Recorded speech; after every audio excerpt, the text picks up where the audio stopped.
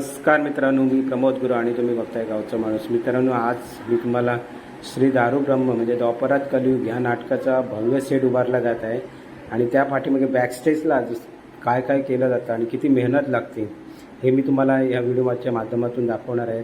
हे नाटक एवढं मोठं आहे की ते 4.5 ते 5 तास चालणार आहे. एवढा मोठा भव्य नाटकाचा सेट आहे हा उभारणार आणि ते कसे काय काम करतात आणि बॅकस्टेजला आणि किती मेहनत घेतात हे दाखवणार आहे तुम्हाला. तुम्ही नक्की बघा आणि हा व्हिडिओ आवडला तर तुम्ही नक्की लाईक करा, शेअर करा आणि सबस्क्राईब करा.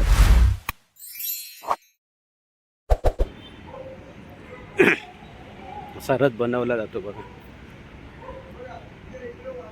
स्टेजचं काम चालू आहे. इथून एंट्री असतात.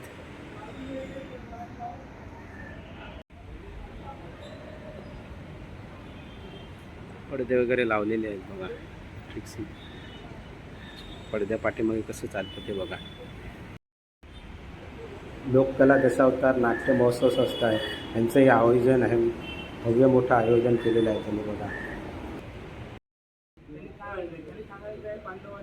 मित्रांनो, या नाटकाचे लेखक जे आहेत ते डॉक्टर निलेश मुळीक, जे डोंबिवलीमध्ये राहतात, त्यांनी हे नाटक लिहिलेलं आहे आणि त्यांनी सगळं दिग्दर्शन केलं आहे आणि ते आता समजावत आहेत. आपलं सगळे कलाकार, दिग्गज कलाकार आलेले आहेत आणि ते सगळ्यांना नाटकाचे सीन आहेत ते समजावत आहेत आणि सगळे कलाकार बघा ऐकत आहेत. अशा प्रकारे एका तासामध्ये सगळं समजावलं जातं आणि लगेच हे नाटक केलं जातं.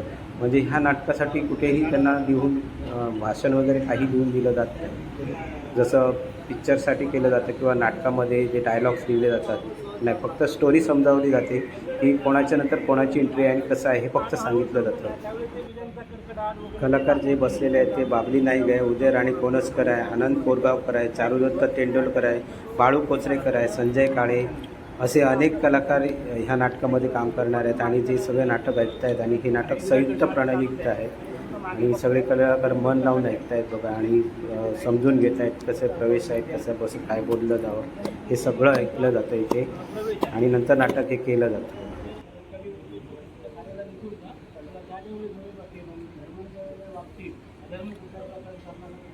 आणि ह्या नाटकामध्ये एकूण 22 कलाकार आहेत आणि 22 कलाकार बघा एवढ्या मोठ्या नाटकामध्ये आहेत. हे भव्य नाटक आहे. जबरदस्त असं डॉक्टर निलेश मुळीक यांनी लिहिलेलं आहे. आम्हाला पोहे दिले नाश्त्याला आणि आम्ही नाश्ता करतो. या नाश्ता खायला.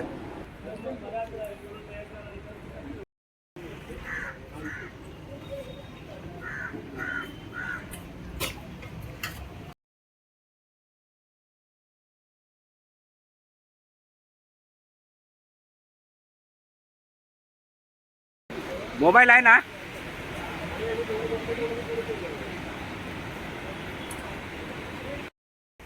बाहेर पाऊस पण आहे जोरात आणि काम पण जोरात चालू आहे बघा. पूर्ण ट्रिक्सिंगचा नाटक आणि पाऊस पण नाटक हे होणार कारण मंडळाचा जोम जोरात आहे. करूनच दाखवणार. थोड्या वेळाने खुर्च्या लावणार आहे.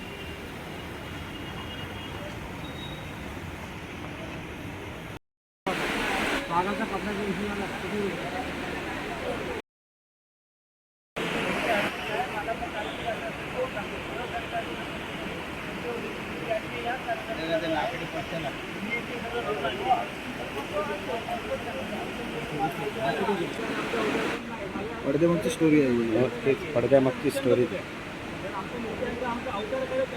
आम्हाला माहित नाही आहे तर आम्ही ते संपवणार होतो. आम्हाला माहिती आहे की आता तुझं युग चालू झालेलं आहे. देवाने सांगितलेलं आहे आणि देवाने जे कार्य आमच्याकडे दिलेलं आहे कार्य जोपर्यंत देवाकडे आमचं कार्य पूर्ण होत नाही तोपर्यंत आमचा अवतार काय संपणार नाही आहे. तर आम्हाला देवदर्शन पाहिजे. मग कधी म्हणतो ठीक आहे, म्हणजे नाटक जर असेल ना तर देवाने मला शब्द दिलेला आहे त्यावेळी मला गरज वाटेल त्यावेळी देव मला प्रत्यक्ष रूपी दर्शन देणार. असं असेल तर कधी देव अगोदर दर्शन म्हणजे आपण तो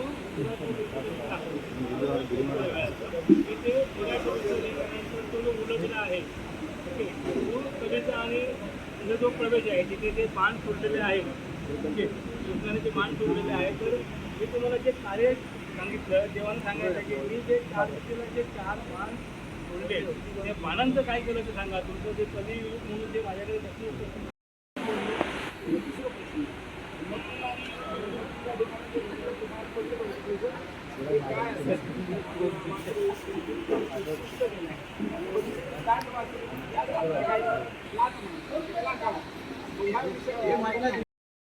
कपडे घालून सांगतो.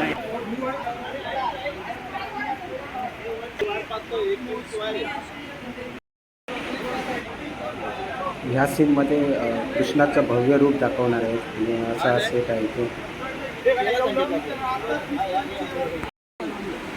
कलाकार उदय राणी कोणसकर बघा सीन समजून घेत आहेत कसे.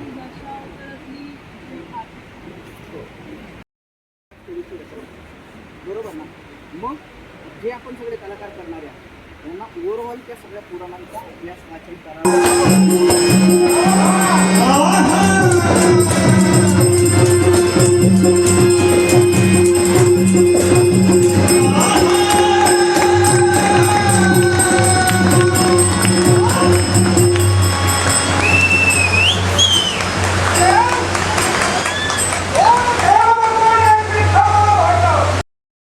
मित्रांनो, तुम्हाला हा व्हिडिओ कसा वाटला नक्की सांगा आणि आवडला तर नक्की लाईक करा, शेअर करा आणि सबस्क्राईब करायला मित्रांनो विसरू नका. चला बाय, पुन्हा भेटूया असंच एका व्हिडिओ.